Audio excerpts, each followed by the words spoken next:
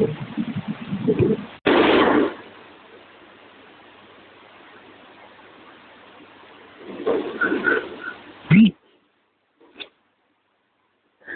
afternoon. Is this Mrs. Miller?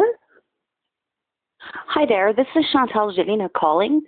I received a letter from you stating that you were the senior investigator on my matter. Okay. So I was just wanted to follow up with you and just get like a basic rundown on what your role is in this and how I may assist you in sending in some evidence to support my complaint.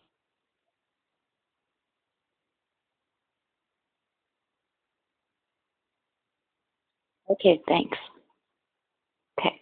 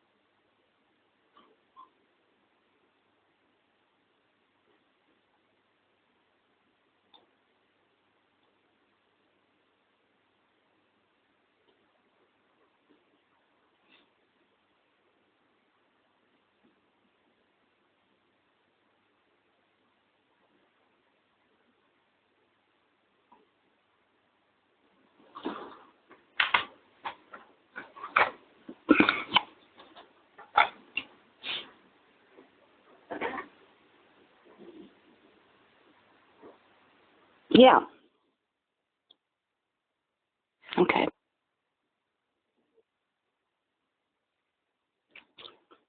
Friday today, eh? It's one of those days. It's Friday today, so everything's going to go wrong.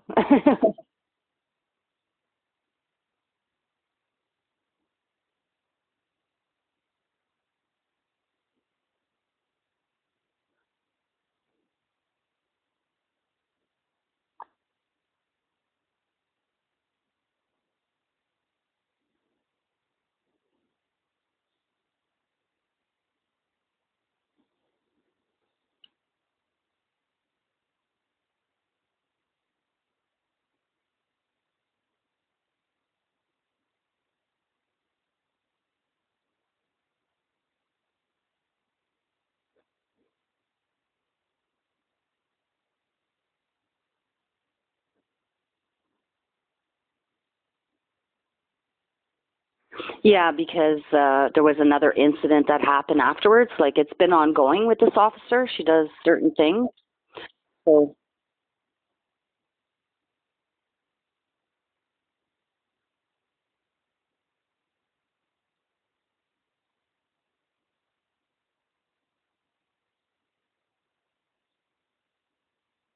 mhm.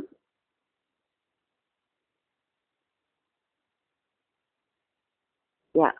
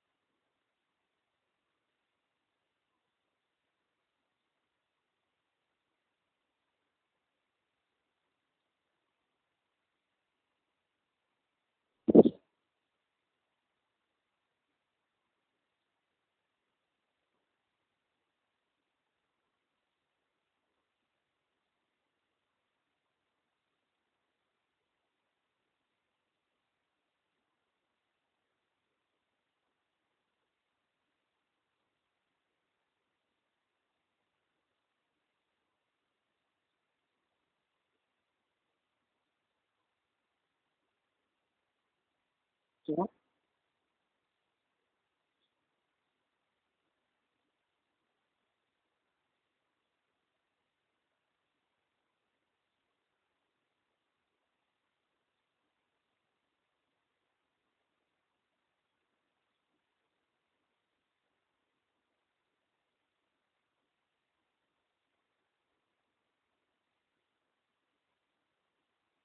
Okay. Okay.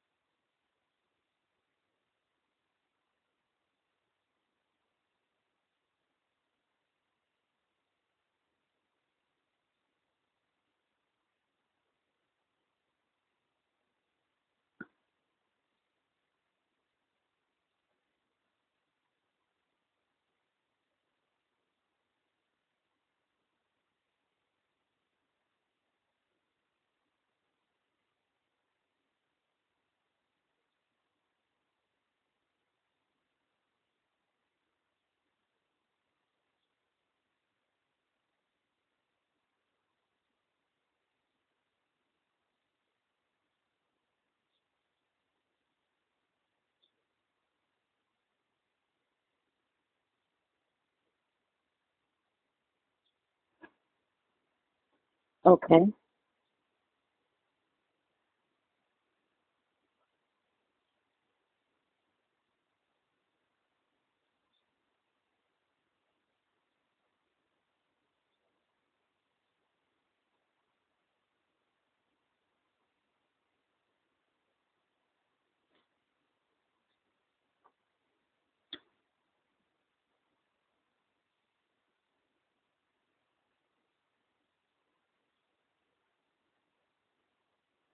Mm-hmm.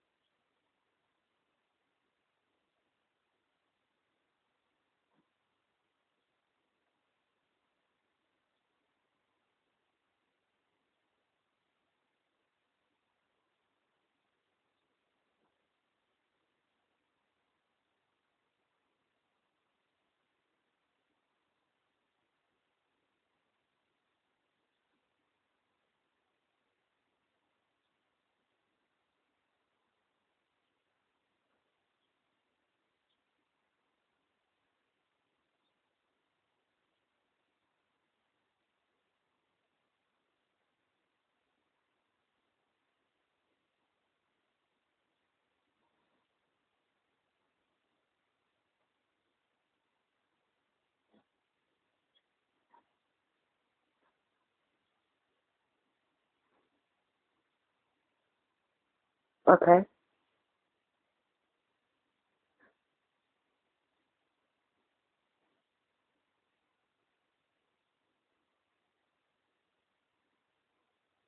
Okay.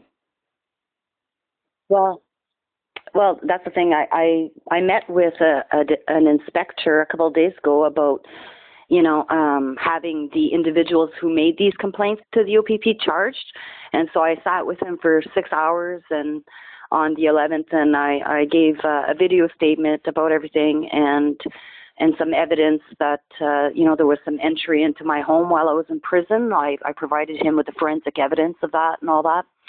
And so I'm not sure, I think he was appointed to me because at that detachment and in the Northeast region, there's a lot of police officers that are in a conflict of interest with me.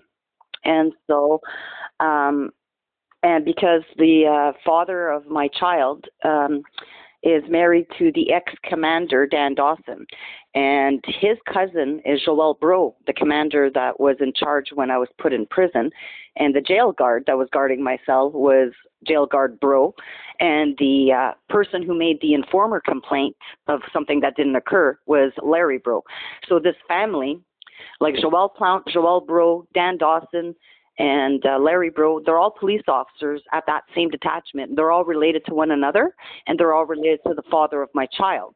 So these are the groups of officers who falsely imprisoned me. Okay, and so and then on the Highway Traffic Division, there's other police officers who are cousins to the father of my other child, and so there's a lot of relatives that are related to the fathers of my child that are in policing, and all of their wives work at the courthouse. Like it's a conflict, right? And the Crown Attorney, yeah. Oh yeah.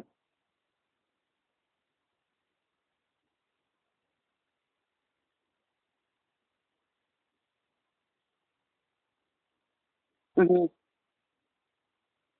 Mhm.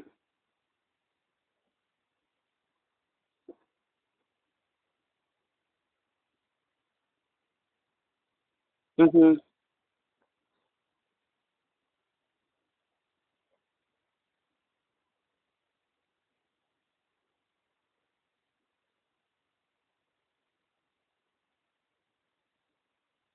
Okay. Mhm.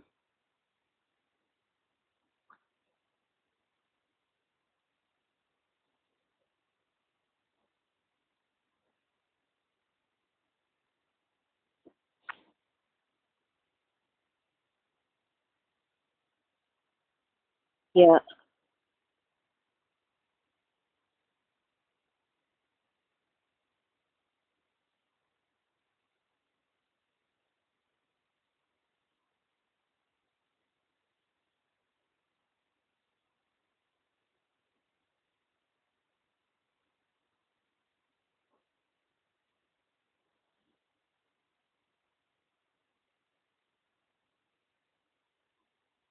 Mhm.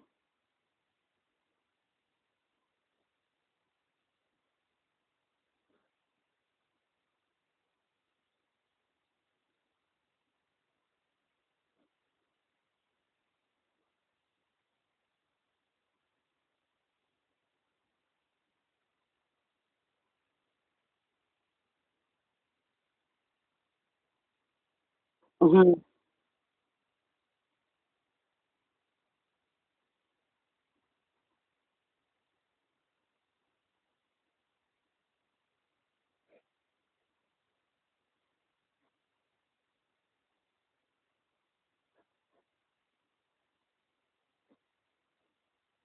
Mhm.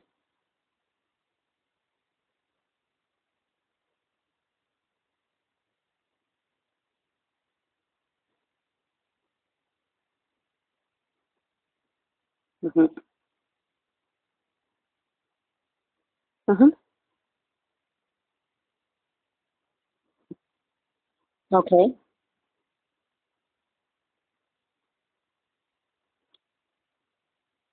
Well, yeah. The yeah.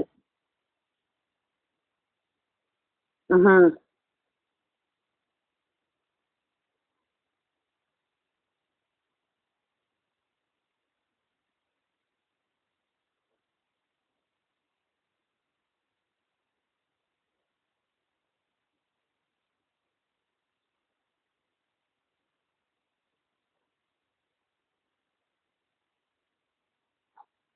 January 11th, but I've had a fake criminal record since 2008. Yeah, I've never been charged. Yeah.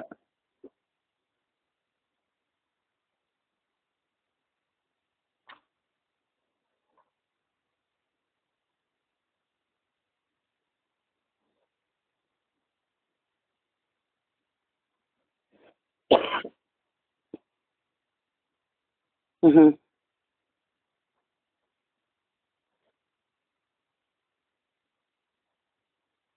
Mhm.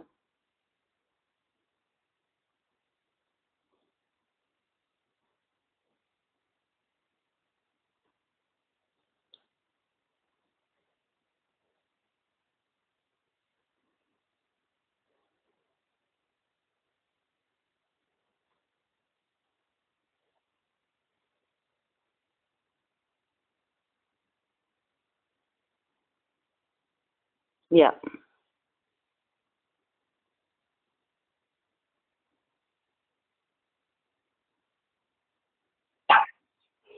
Well, it's been since about September of 2020 that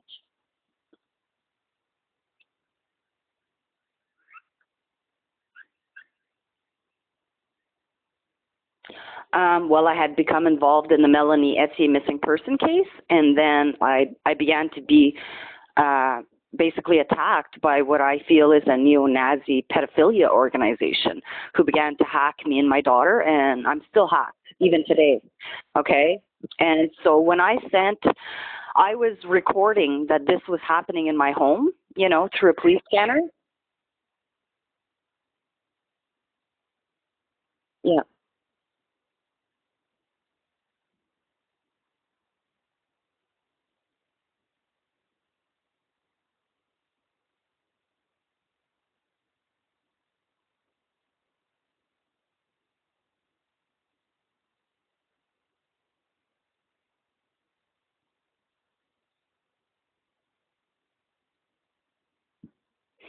Well, I was trying to, advise that this was happening, and they like I wasn't even dealing with any officers. They weren't coming here.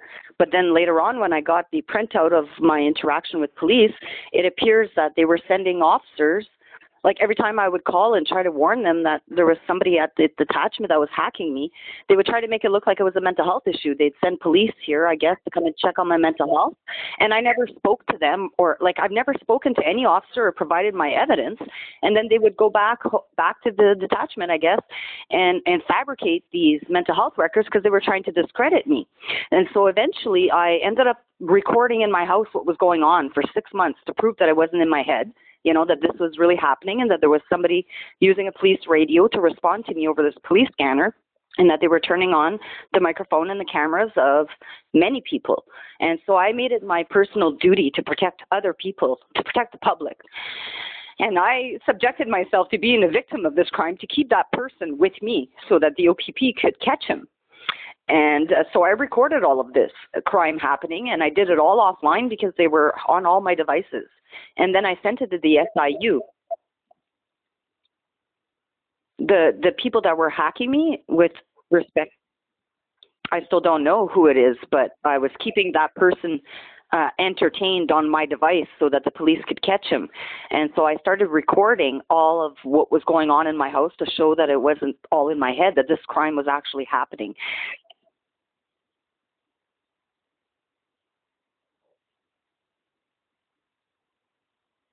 No, because I made the Freedom of Information request about a month ago, and they're going through it. But I'm going to take it. I don't have the police reports, but I obviously know that, because none of these police officers ever spoke to me or took my evidence. So the fact that they were creating police reports, to me, that's fabrication of records. I wasn't even provided a police service, so I didn't even speak to these people. So why are they creating police reports for 2 years worth? And so when I had all this information, all these like terabytes of evidence of this crime that was happening, I sent that to the SIU and to the anti-rackets branch. I sent it to the anti-rackets branch by registered mail, and then I showed up at the Purelator office, and I didn't have the address for the SIU because I didn't want to show on my devices that I was doing this complaint, right? So I show up at the Purelator office, and there's Corey Betts, an officer that's assigned to Melanie Essie's case, and she's just in her plain clothes. She obviously followed me there. And then the clerk at the Purelator was asking me for the address for the SIU, and I didn't have it. And all of a sudden, Corey Betts spoke up, and she says, "Well, I used to work there for 7 years," and she blurted out the address. And the clerk at the Purelator said, "Wow, what a coincidence, you're here, you don't have the address, and she used to work there." And then she says, do you happen to have the phone number? And then Corey Betts says, oh, they might have changed it by then, but that's the address. And she gave the address of Aurelia. So I was waiting for this complaint to be investigated, and I was still entertaining this pedophile on the other end of my devices to keep him with me so that you guys could catch him. And then all of a sudden I'm not hearing anything, and I'm starting to get nervous because this person's covertly threatening my life by choosing songs that that say things like Eyes on Fire. Yeah. Mm-hmm.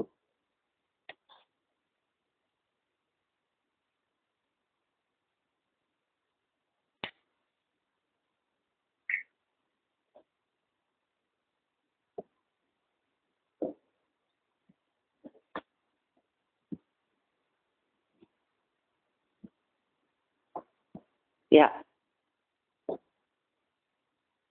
Yeah, I had sent it there because it was involving sexual assault, right? Yeah.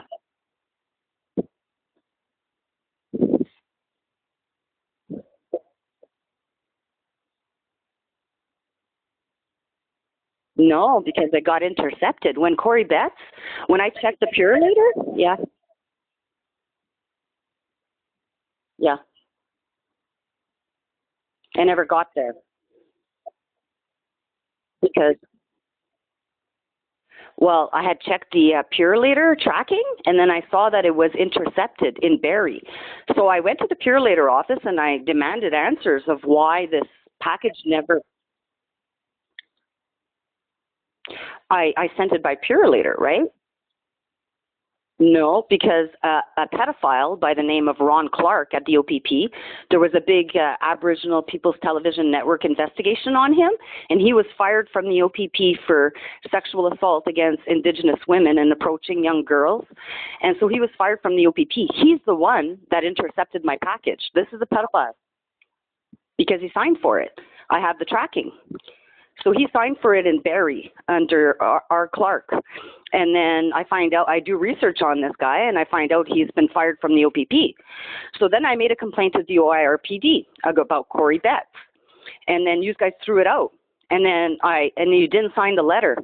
And now I was feeling like my safety was at risk because now I'm dealing with you guys on the computers that they're watching me on. So now they know I'm proceeding with these complaints. So you guys threw out that complaint, and you didn't sign the letter. Yeah.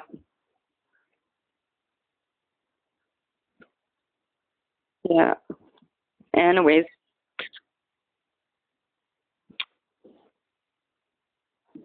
Corey Betts, I demanded that they sign the letter. Right after this happened, they tried to take my life on December 22nd. So you guys throwing out that complaint right after you guys dismissed that complaint and signed it. I had been. There's a man that showed up here with rubber gloves and a rubber mask and a taser in his hand, and if it wasn't for my dog, I'd be dead. And I woke up December 22nd of 2022. This has to do with Laurie Lalonde imprisoning me. Okay? 22nd, 2022.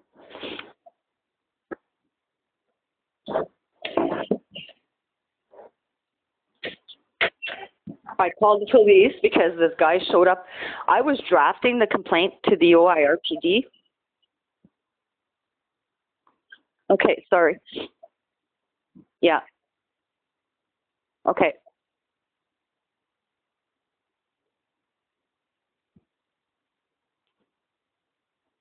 A mask and a taser showed up. No, he was in a white truck, and he was in my driveway. My dog woke me up. Mhm.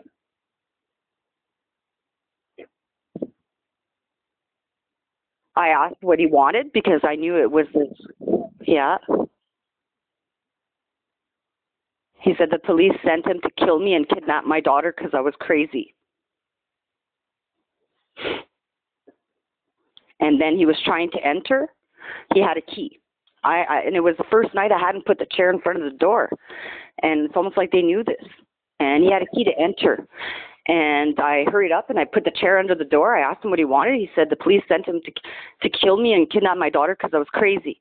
Then I told my daughter, she's 18 now, but she was a minor when this all started. So then I said, get out of here, I'm calling 911. But when I called 911, yeah, and the dispatcher that answered the call is involved in the scanner crime. He was hanging up on me. The guy was still at my door for 10 minutes trying to enter. Now, he ended up going to sit in his truck. Yeah.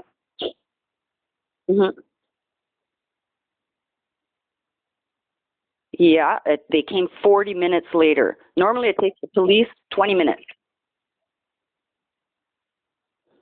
They came. I had videos of the whole thing. And in the video, you can see the man. He's visible. And with the taser in his hand. Yeah, no, you can see his face. And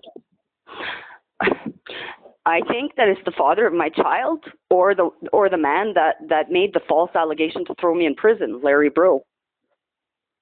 Yeah. Yeah. I've got 40 minutes worth of videos of that incident. And this man obviously was part of the police because any other criminal would have left in 20 minutes because it takes the police 20 minutes to get the cobalt.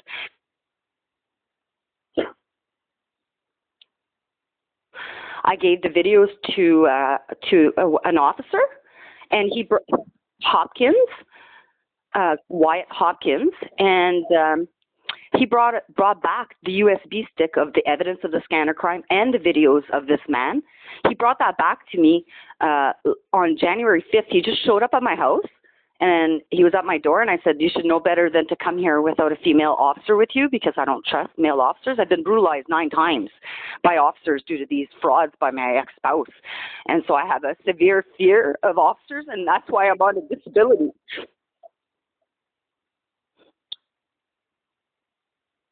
He owns a brewery, like a beer making, like whatever. And like I said, his Luke Johnson, and his stepdad is Dan Dawson, who used to be the commander, and his cousin is Joel Bro, who was the commander when I was imprisoned, and the man that made the false allegation, the informer report to throw me in jail.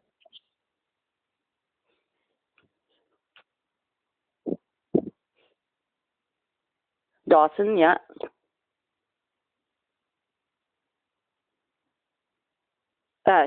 Father-in-law, sorry. And he used to be the commander at the Misconduct detachment for many years. Yeah, and his cousin is Joel Bro, who's the commander who had me thrown in prison, but he's now retired. His cousin is Joel Bro, the commander who was Joel, Joel. Yeah, Joel Bro, Breault. He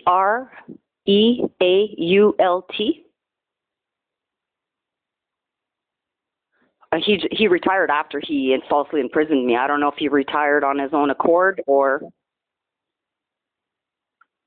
January 11th, and I think he retired 2023, yeah. I think he retired January 26th or something.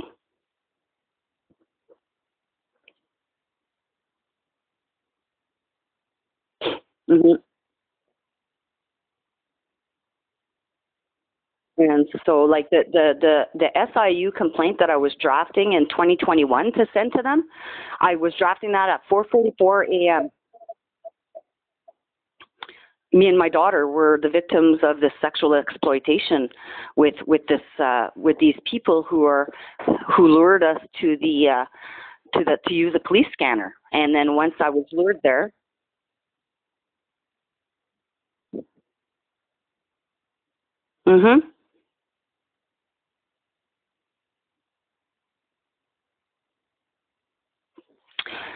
No, but we're victims of this voyeurism crime, and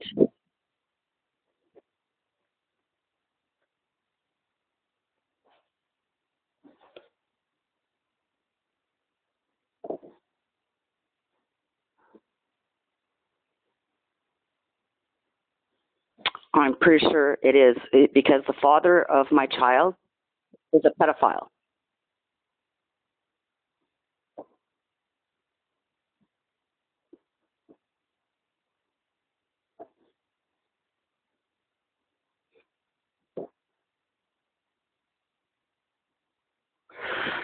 Well, the father of my daughter and his brother are programmers, okay? So I suspect that they have their own website.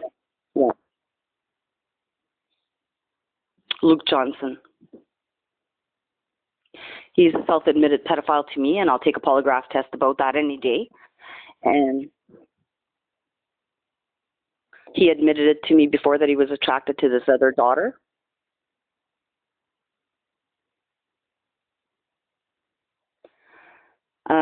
No, not yet. Not yet.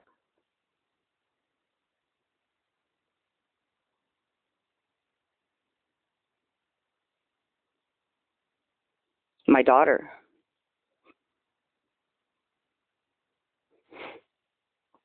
I'm pretty sure he did. And I've been trying to report him for years, and I was always refused. I went in on the 11th, and I gave a 6-hour report. She's 18. No, she just left in September to go to college, and I don't feel that she's safe by herself there. Niagara College. Esthetician. Emily Johnson.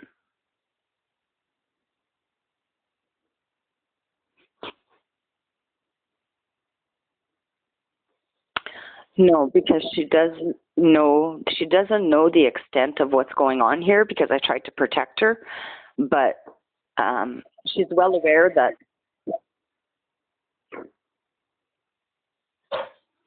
5 or 6.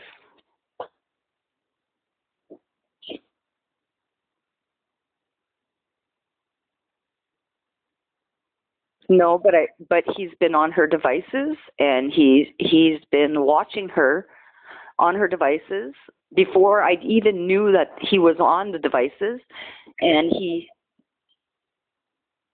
yeah, so she's in let's say in the bath, and she's got her music on the phone. She's naked in the bath. He's turning on her camera and her microphone, and he's watching her, and he's selling it to the other officers that are involved in this crime. Okay, and they all slept. Yeah.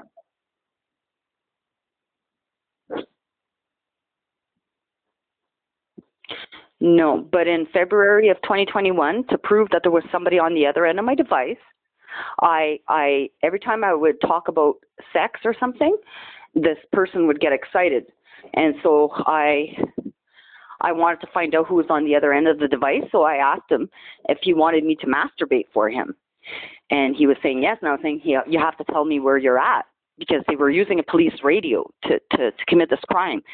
And then all of a sudden, to my surprise, a whole bunch of police officers that were working on the Highway Traffic Division between 5:30 a.m. and 6:30 a.m. on February 1st all came on the air over the scanner to say that they were all listening to me masturbate.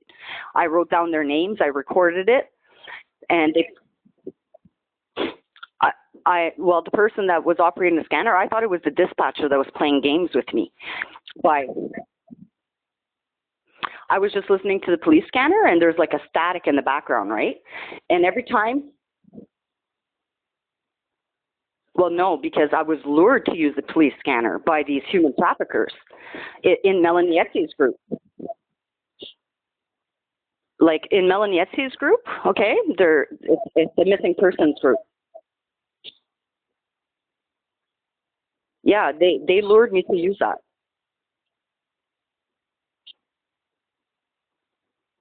Sorry.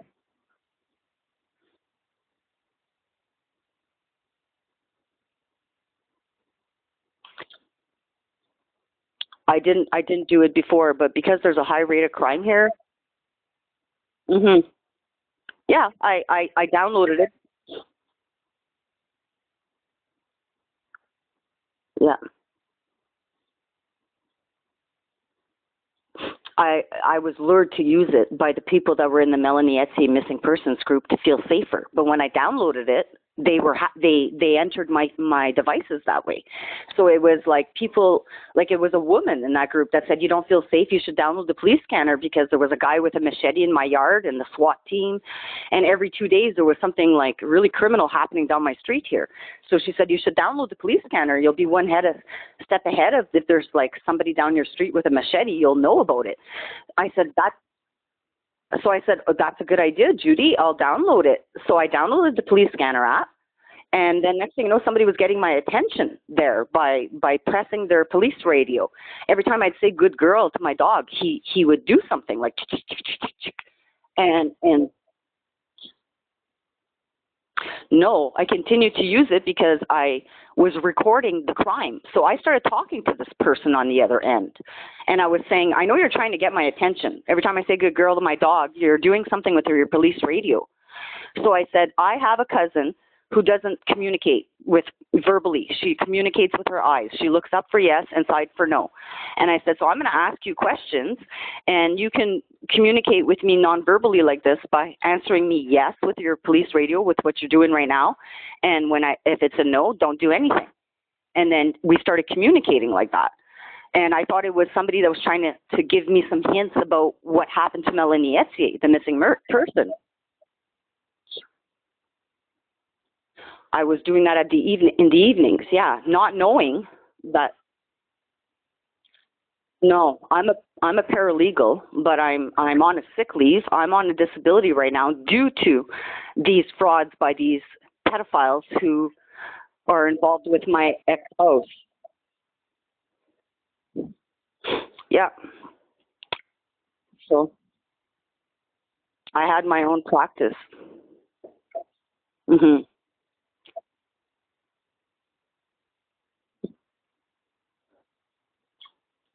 No, I'm on ODSP right now.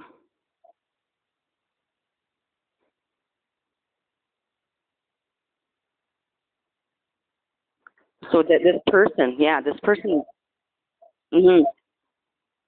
yeah.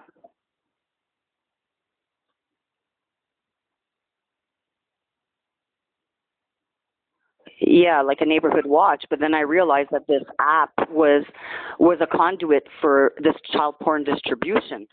And so I felt like this is a major thing. It's not just me that's being victimized here. So to help the police, I told them about it, and I tried to keep this person that was on the other end of my device entertained with me so that they could be caught.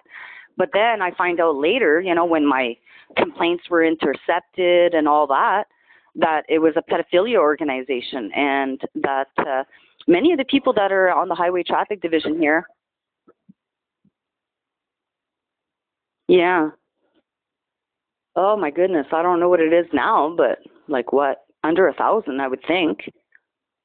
And there's murderers that live a couple blocks away from me. They did their time, they're out of jail. Well, there's more criminals in this town than there are people that are not criminals. I've lived here for 8 years and I've never had a fear for my safety. I was born in Timmins, Ontario, and then I moved to Iroquois Falls when I was 8, and then I moved back to Timmins when I was 16. And then I moved back to Iroquois Falls when I was in my 20s. And then I moved to Cochrane. And then I moved to back to Timmins. Then I moved to Kapuskasing. And then I moved to Mattawa to go to college for paralegal. Then I moved to North Bay. I was working as paralegal there. And then I moved to Cobalt. And I've been here since 2015. And I've never had a fear for my safety up until I got involved in the Melanie Etier missing person case, and I was anonymous.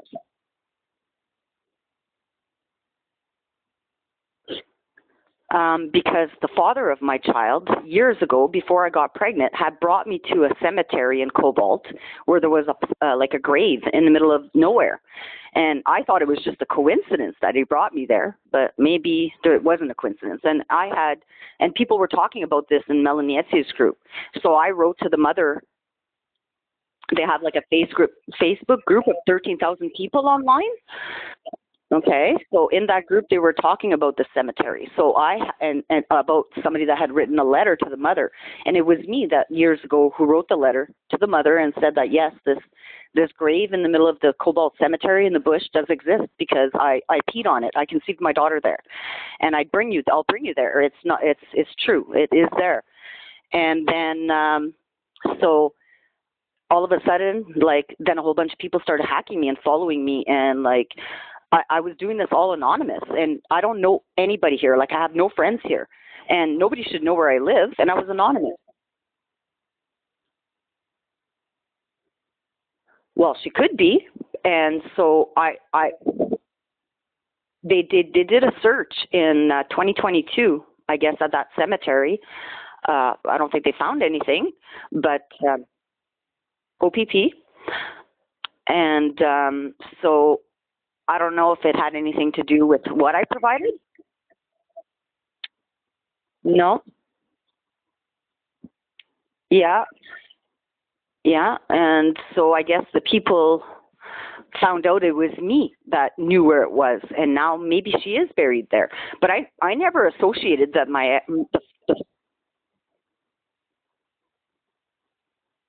yeah, like in 2004, I was there, and so when the people, I guess, in that group found out that it was me that had sent the letter to Celine and that I'm the one that knew where the grave was, then all of a sudden people started hacking me. But I never ever in my mind thought that Luke, the father of my child, might have been involved in this crime. I just thought it was a coincidence that he brought me there in 2004. Now, since December 22nd, yeah, because they threw me in jail for nothing, like after all of this, and the father of my child also matches a sketch in another murder, and so I started to suspect that, like, maybe it wasn't a coincidence that he brought me to that grave. No, but on the 11th, I provided much evidence to the investigator, the inspector that I was speaking with, regarding Dan Roberts. No, of October here, just a couple of days ago. It's taking me since January till now to get an appointment at the OPP to go report this.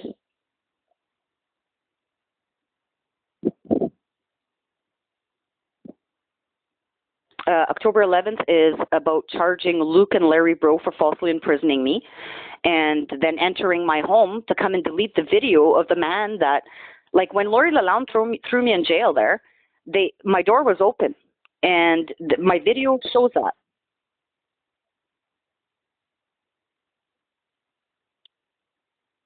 On the 11th, yeah. He said he was going to be on holidays for a week and that he was going to come back and look through my video again, because it was 6 hours worth of me nonstop talking about everything, and I had a whole bunch of evidence.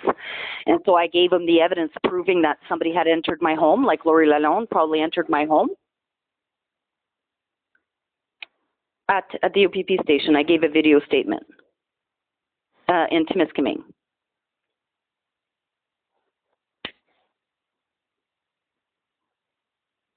No.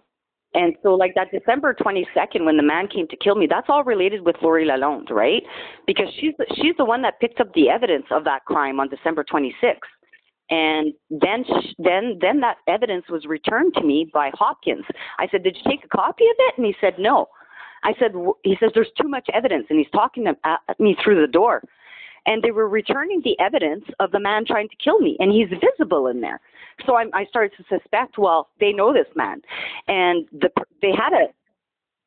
I was charged with uttering threats. Yeah, I was charged with using attempts to cause death, criminal harassment of a spouse, and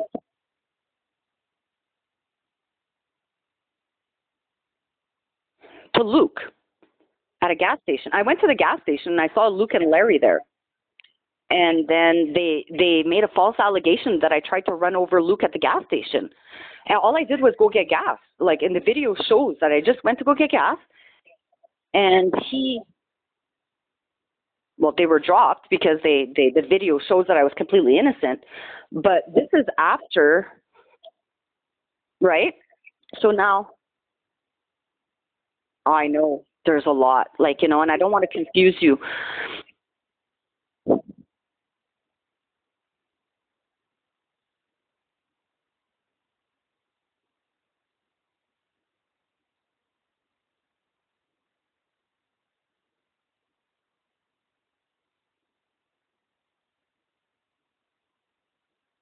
Mhm. Mhm.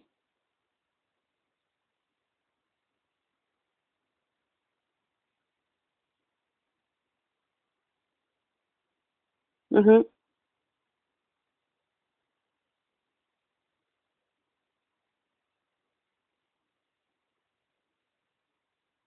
It's all intertwined.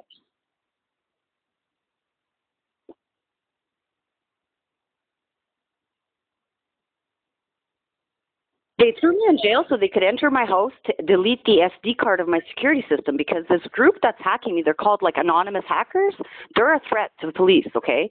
And they're shutting down your 911 communication center. They're shutting down military communications. Like, they're a hacker group here of neo-Nazi pedophile hackers, which Luke Johnson and his brother are programmers. They run the internet, okay? Like, they're programmers, like, to the most excellent extent.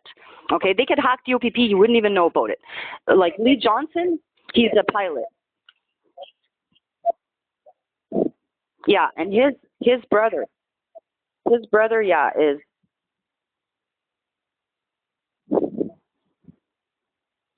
right, and his brother is a programmer. Luke Johnson has the Whiskey Jack Brewing Company, which all of these officers are shareholders in Hailbury.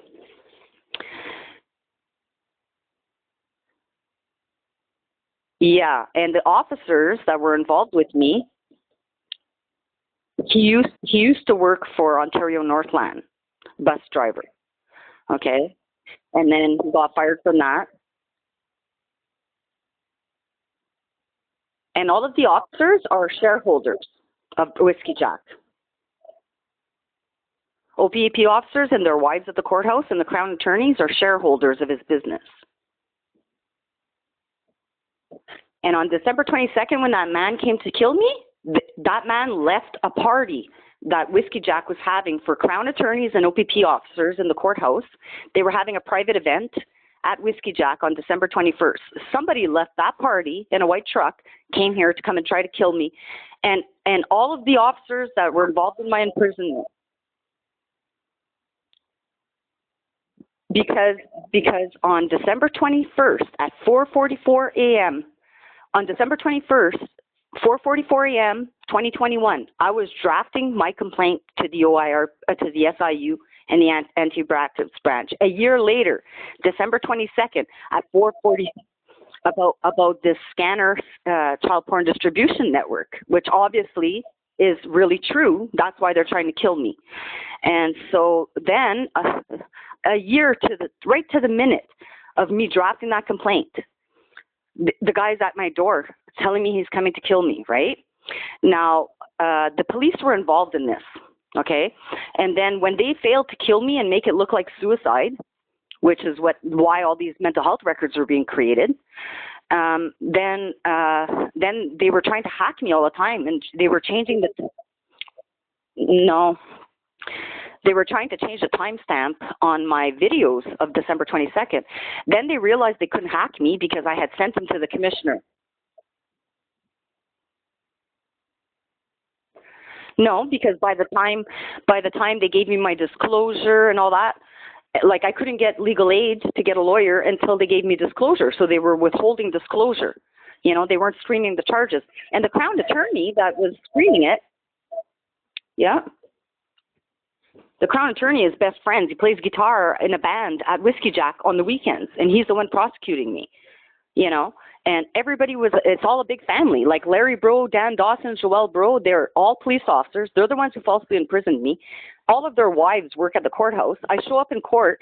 Now all of their wives are there trying to prosecute me with the Crown attorney that plays guitar at Whiskey Jack. And so when they imprisoned me, they entered my house to go physically on my security system to delete the videos. Hmm.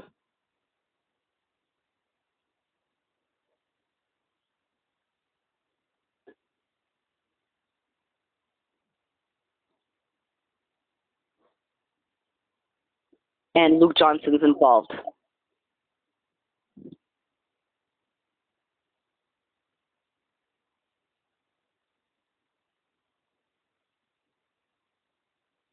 Yeah.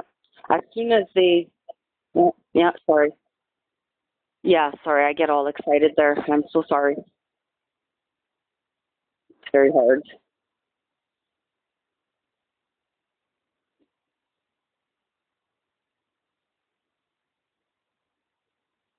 I still fear for my life, you know.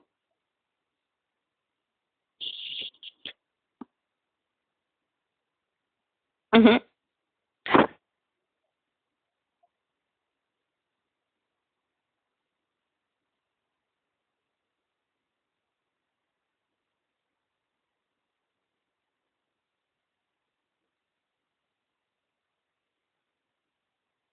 And I'm going to email you. Yeah. Hmm.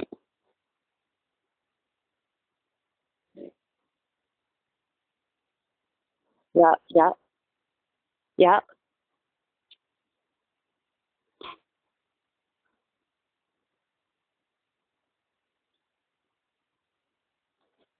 yeah.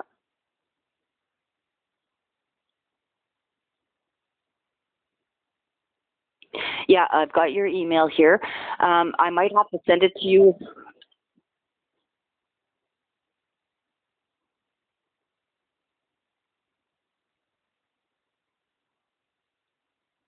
Well, I could either send it through like a OneDrive link, or yeah, and then yeah, and I've uploaded a folder of all the videos of the man trying to break in, and the evidence of them entering my house.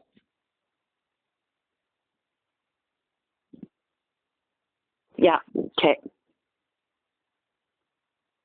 When he was like, I was recording it and watching it through my window. When he was walking into the truck, it looked like Luke to me, like the father of my child.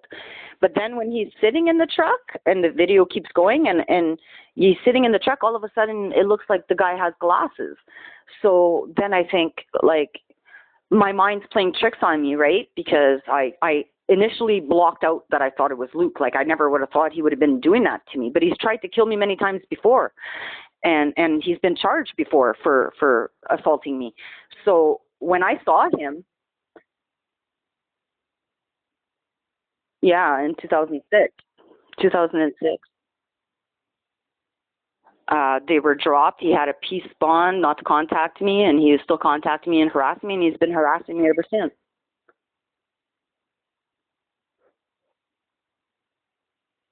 Yeah, he entered into condition. Yeah, that's what it was.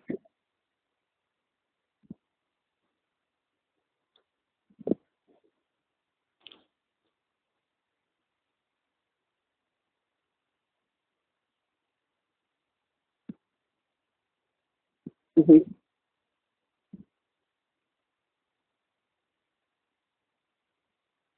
Yeah, yeah,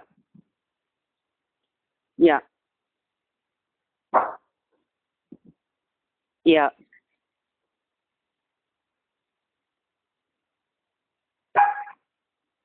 That's right. Yeah, and so he was charged. Yeah, yeah.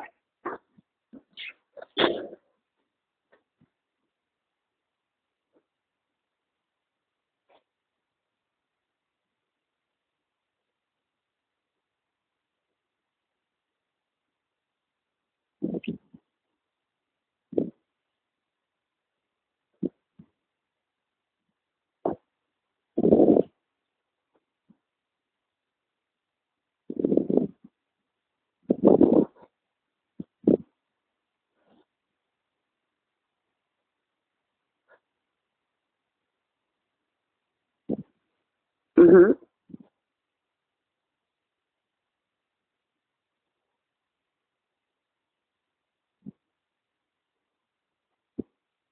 Are they going to get the videos?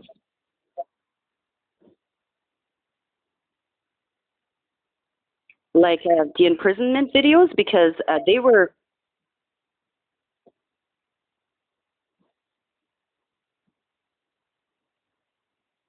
Because it's important that they get all the videos of me in a cell, because they stole my SD card while I was in prison, and the videos of those incidents will show that they even the prison and the detachment pretended like they didn't. I had no belongings there, and they tried not to give me back my belongings, and they stole my SD card. I did, but they stole my SD card. Then when I got home, I realized that they went physically on my security system and deleted the videos of this man coming to kill me. Like Lori Lalonde, and when they entered my house, they physically deleted them off my security system. They went on my computer. I've got all the forensic evidence. I've got the forensic evidence on my computer showing that they turned on my power. Like I gave all this to Dan Roberts there a couple of days ago, and I'll send it to you too. It shows that I'm in prison, so there's nobody should be on my computer, but there's activity in my system events on my computer that shows that they went to delete files. Yeah, and I'll send it to you too. You know, it's all...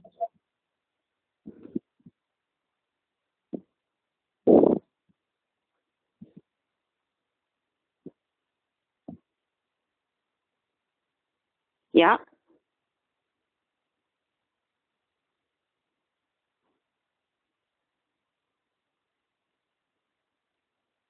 Yeah, because they're harassing me now, and I really don't feel safe, you know? Okay.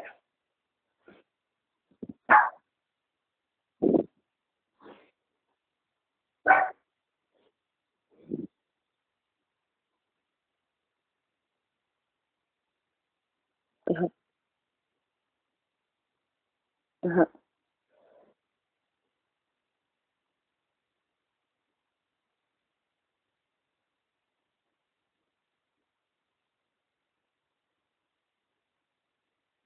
Okay.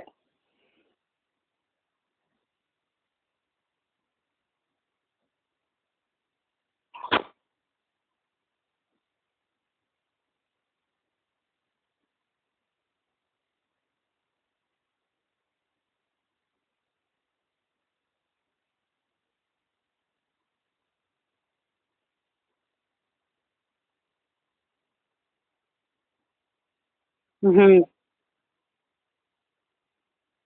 Okay, Kim, and I'm so sorry. Yes, that I'm hard to deal with. I'm very traumatized by this, so I appreciate your patience. You know.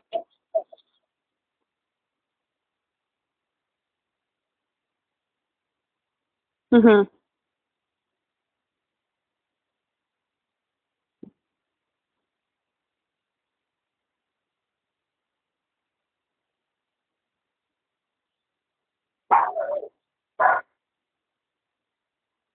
And am I able to know the name of the officer that's been assigned to make sure that that officer is not in a conflict or related somehow to this crime? Okay.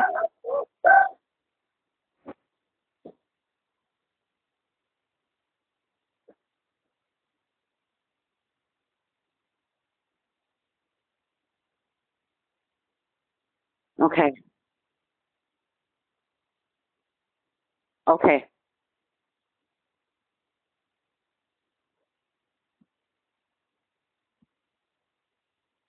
Okay, Kim.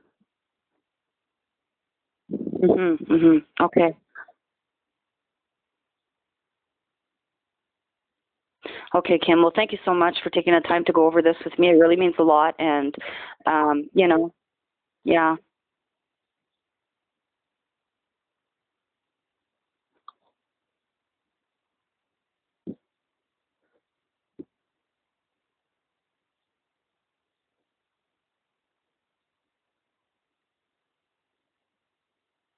Perfect. Okay, I'm going to email you as soon as we get off the phone with a folder for Lori. Okay?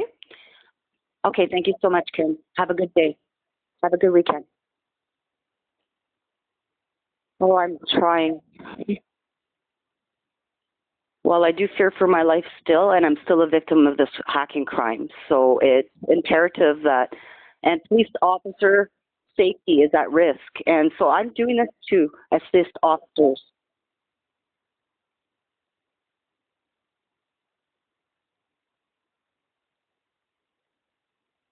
because my injuries are not physical, but the mental injuries that they caused me, I'm never going to be able to recover from. I'll never be able to go back to work, you know, and stuff like this. These are severe injuries that I've suffered here.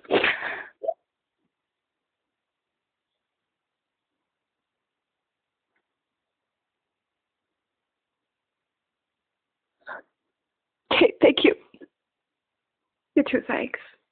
Bye.